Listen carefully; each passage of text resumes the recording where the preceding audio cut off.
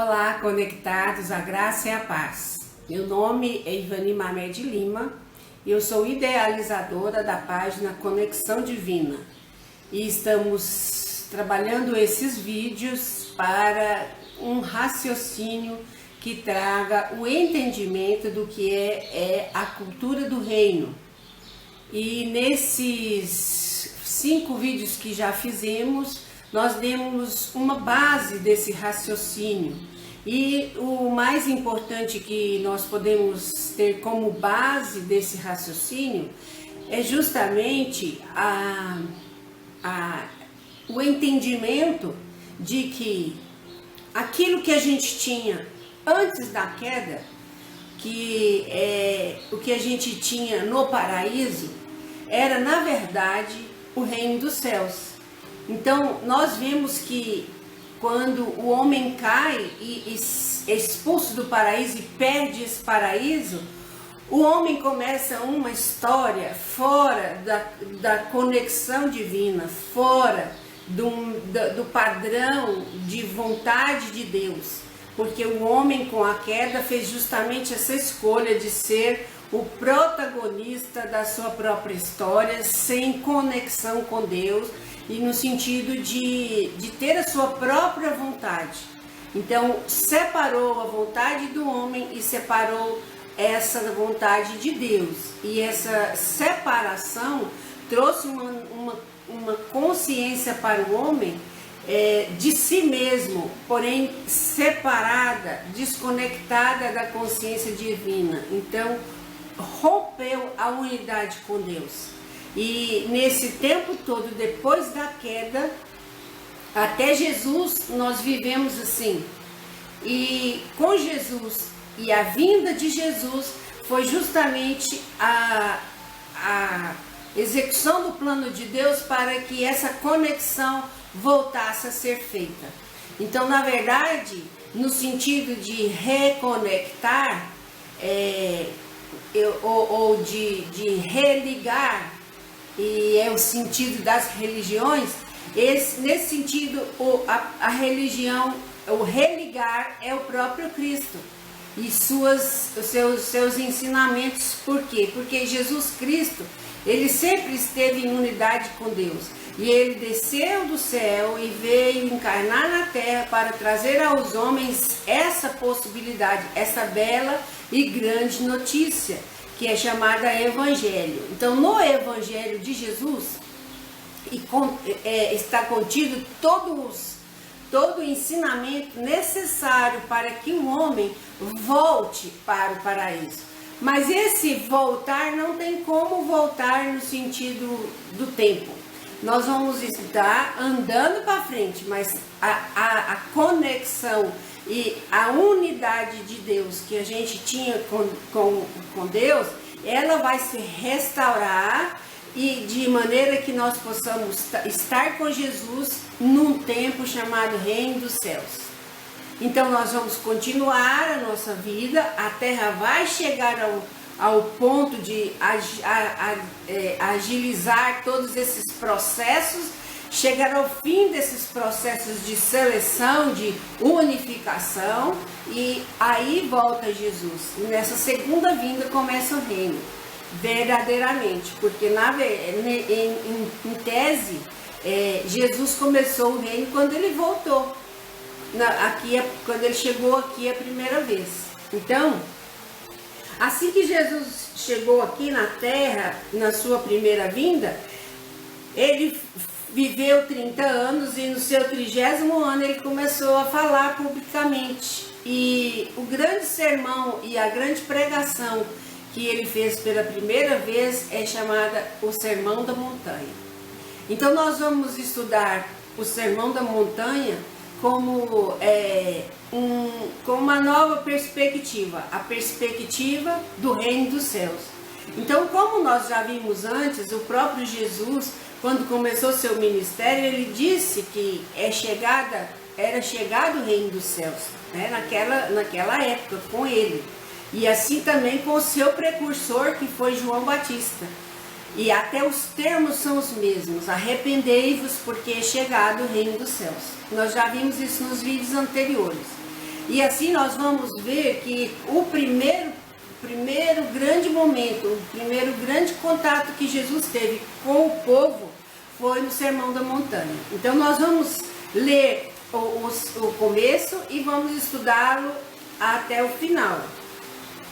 Na verdade, ele está escrito nos evangelhos todos, mas em Mateus, que nós vamos estudar, no capítulo 5, no capítulo 6 e no capítulo 7.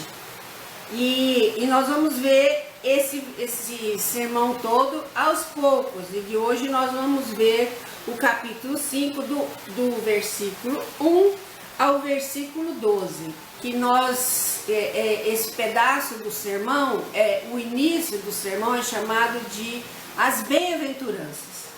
Então, as bem-aventuranças são justamente esse início do que Jesus quis dizer com o reino. Porque bem-aventurado é aquela pessoa ditosa, aquela pessoa feliz, aquela pessoa bem-sucedida, que consegue aquilo que Deus quer para ela e que se compraz e se satisfaz com o que tem e com aquilo que ele consegue. Então, bem-aventuranças são o início desse sermão que nós vamos ler a partir do verso 1 no capítulo 5. Vendo Jesus as multidões, subiu ao monte e, como se assentasse, aproximaram-se os seus discípulos. Jesus era, na verdade, uma pessoa de grande conhecimento. Ele tinha um conhecimento que excedia ao nível de conhecimento comum da época e daqueles contemporâneos seus. É tanto que Lucas relata no seu evangelho que ele, aos 12 anos, estava discutindo com os doutores da lei dentro do templo. Então ele conhecia profundamente, e todo judeu, ele conhece muito os ensinamentos e os mandamentos de Deus. E como um bom judeu, Jesus foi ensinado assim. Então ele, como é tradição entre os judeus, até os 13 anos o menino precisa ter decorado todos os 5 primeiros livros da Bíblia, que é a Torá e o Pentateuco, né? Então nesse tempo Jesus já sabia muito e ele conhecia muito, e ele, como entre as pessoas, ele já estava sendo chamado de rabino, que rabino é aquele, dentro da tradição judaica, aquele mestre, aquela pessoa que vai passar os ensinamentos para os meninos, para os adolescentes e depois para os adultos. Então Jesus é muito comparado com um rabino. E uma das coisas que os rabinos faziam era isso: ele se sentava e as pessoas iam chegando, os discípulos iam chegando para ouvir os ensinamentos. Então aí ele passou a ensinar-nos dizendo: bem-aventurados os humildes de espírito, porque deles é o reino dos céus. Percebam aqui que ele fala que os humildes de espírito serão bem-aventurados, porque é deles o reino dos céus. Essa primeira bem-aventurança fala do quê? De humildade. O reino dos céus, ele é o lugar, o estado onde nós vamos estar em unidade com Deus. E não existe possibilidade de unidade com Deus sem humildade. Porque o que nos afastou de Deus dentro desse aspecto de humildade? Que nos levou a pensar que somos alguma coisa, a pensar até que somos superiores aos outros. Esse estado emocional de bem-aventurança e de reino dos céus, ele só é conseguido quando a pessoa ele entende que ele está uno com Deus. Então ele não é maior do que ninguém e nem tampouco menor do que ninguém. Ele está aberto para Deus e conhece Deus e reverencia Deus e vive em comunhão com Deus. Então é assim que esse reino dos céus acontece para as pessoas, para nós. Se nós não formos capazes de ver em unidade com Deus, a mesma forma como Deus vê todas as pessoas, nós não seremos uno com Deus. Então, se não somos uno com Deus, não estamos aptos a estar no reino dos céus. A segunda bem-aventurança. Bem-aventurados os que choram, porque serão consolados. O sofrimento, o choro vem por causa do sofrimento e por causa da dor. A dor na terra é inevitável e o sofrimento, ele é, na maioria das vezes, evitável. Porque você passa pela dor, mas a maneira como nós passamos pela dor é que traz o sofrimento. E muitas vezes a mente humana, ela tem um núcleo, justamente porque a mente humana, ela traz consigo aquela percepção de separação de Deus. Então, quando a mente humana está separada de Deus, ela não tem unidade com Deus. Então ela se sente insegura, ela sente medo, ela sente vergonha e ela sente culpa. Então os três sentimentos, né? O medo, a culpa e a vergonha são naturais da nossa mente humana, especificamente por causa da queda.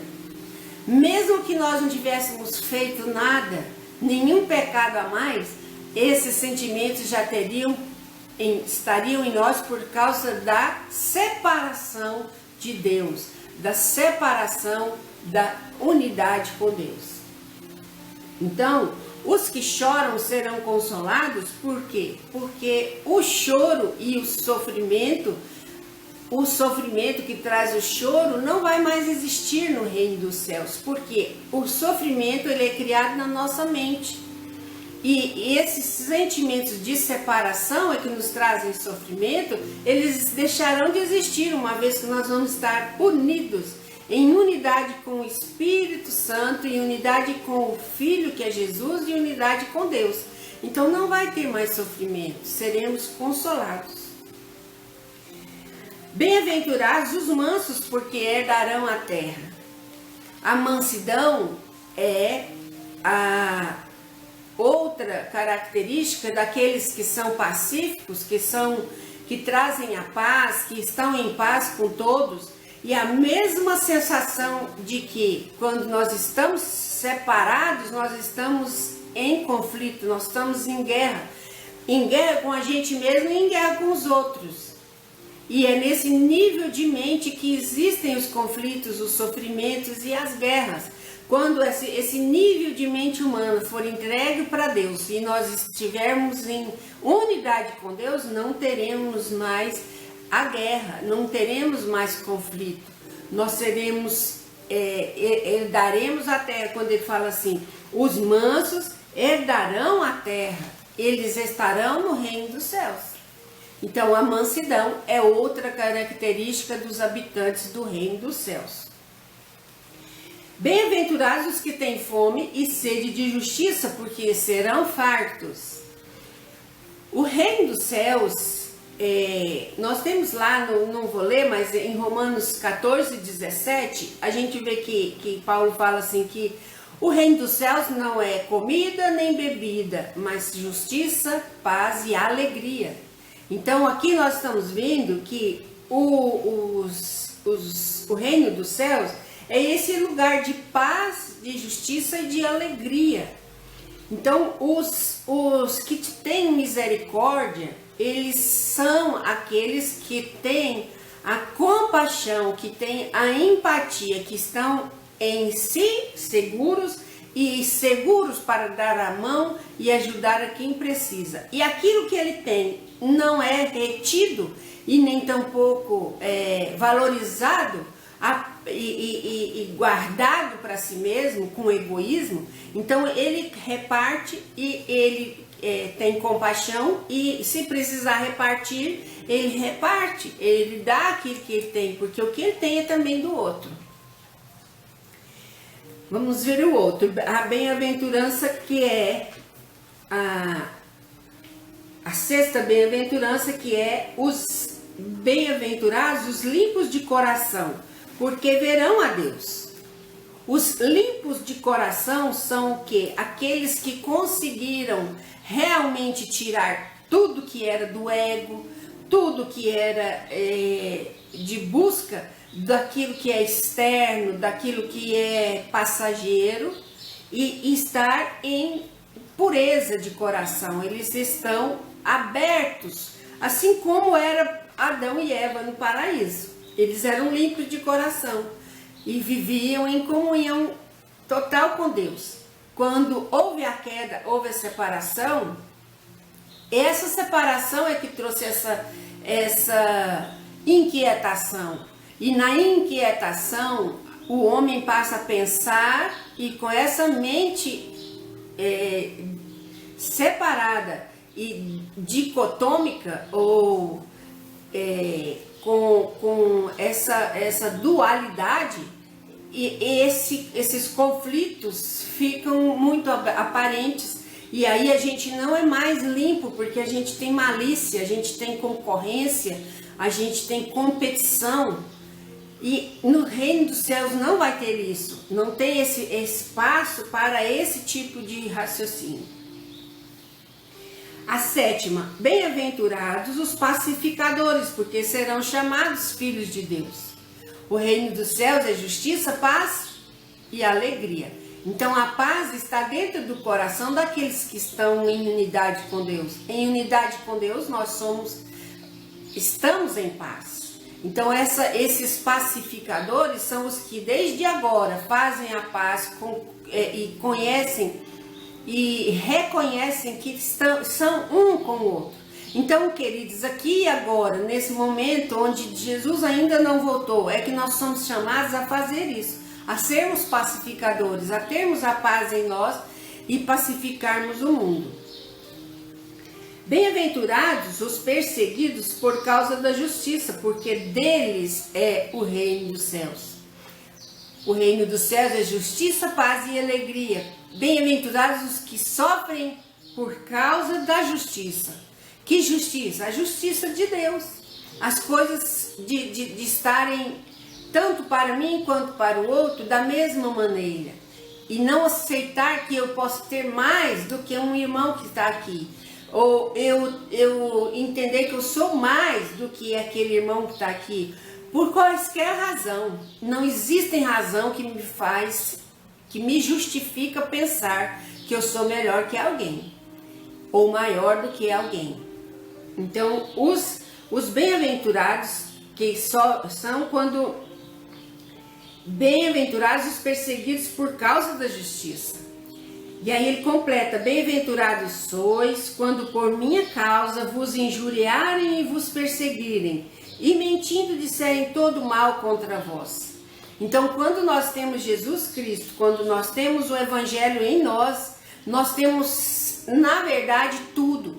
Nós temos tudo. E as pessoas que não têm, elas nos perseguem, ou perseguem aqueles que têm. Por quê? Porque exatamente querem aquilo, mas não têm. Então, quando nós temos isso, porque nós somos melhores, não. Porque nós aceitamos que em Cristo nós somos